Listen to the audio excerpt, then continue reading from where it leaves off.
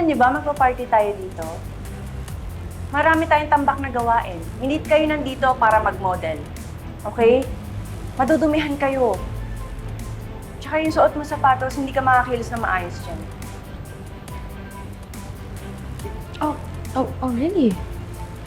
I'm so sorry. Well, then I'll take it off. Then catch it.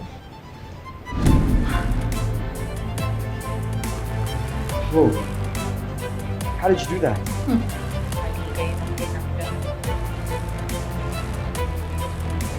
Hindi kita uuruan, Jonah.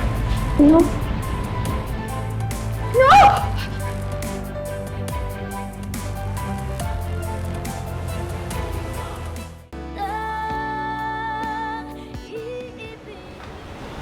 Ang tagal ko na sinasabi sa sarili ko na sige lang. Pagtitiisan ko yung mga pag-uugali niyo, pero never kong ito-tolerate yung pamimisikal niyo.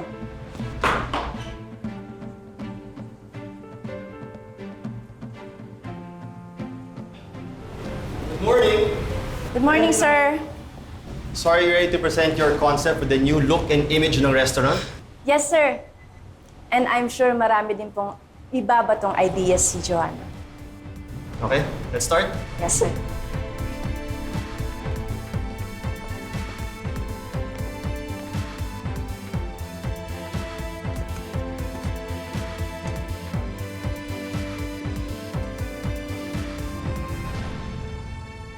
Di ba po sa mga sarili nating bahay, kapag may bisita tayo, gusto natin at ease sila.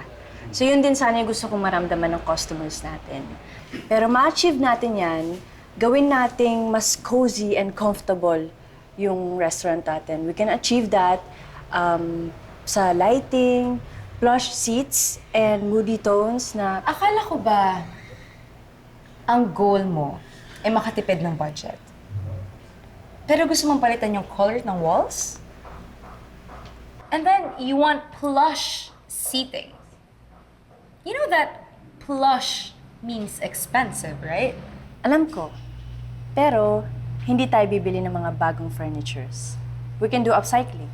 Yung mga sira nating couches, pwede natin ipagawa yon. Tapos, pwede tayong magpagawa ng comfy covers. Kaya, makakatipid pa rin tayo. Pero, ma-achieve pa rin natin yung same expensive effect na gusto natin sa seats. And also po yung sa moody tones na vision ko, ito po.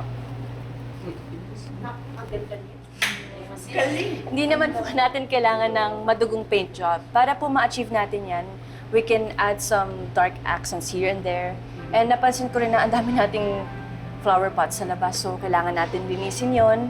And lastly, kung pwede sana magpasok tayo ng plants dito sa loob para magmukhang buhay yung vibe nitong restaurant. Ina, Thank you. I really like your ideas. Thank you, sir. Tayo, what do you think? That just sounds like a lot of work. And I feel like it's too basic. Parang baduy yung kalalabasan. Well, alam niyo naman dito, lagi tayo open sa mga suggestions. So maybe you want to present your concept.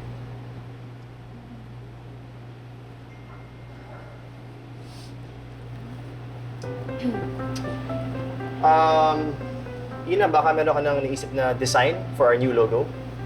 Oh, yes po. I have na. Here po.